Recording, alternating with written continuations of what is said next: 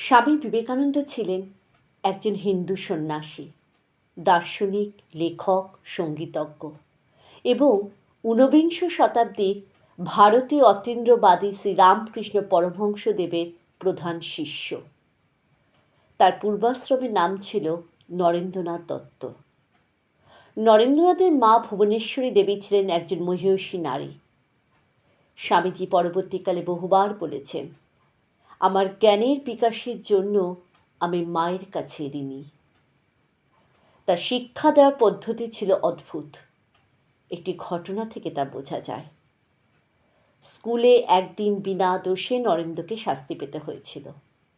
ভূগোলের ক্লাসে নরেন্দ্রনাথ সঠিক উত্তরই দিয়েছিলেন, কিন্তু মাস্টারমশাইয়ের মনে হলো উত্তরটি ভুল।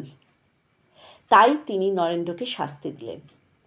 নরেন্দ্র বারবার প্রতিবাদ করলেন, আমার ভুল হয়নি, আমি ঠিকই বলেছি। কিন্তু এতে মাস্টারমশাই আরও রেগে গেলেন, বেত দিয়ে নির্দয়ভাবে মারতে লাগলেন। বাড়ি ফিরে নরেন্দ্রনাথ কাঁদতে কাঁদতে মাকে সব কথা বললেন।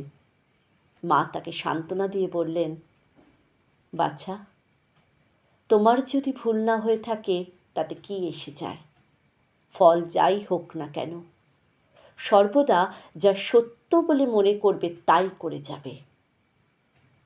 মায়ের এই উপদেশের পরিপূর্ণ রূপ নরেন্দ্রনাথ দেখেছিলেন তার গুরু শ্রীরামকৃষ্ণের মধ্যে। শ্রীরামকৃষ্ণ বলতেন, সত্যই কলির তপস্যা।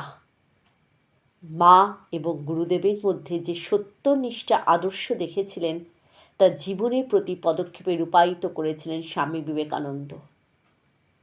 পরবর্তীকালে তার কাছ থেকে জগৎ শুনেছে, সত্যের জন্য সব কিছু ত্যাগ করা যায়, কিন্তু কোনো কিছুর জন্য সত্যকে ত্যাগ করা যায় না।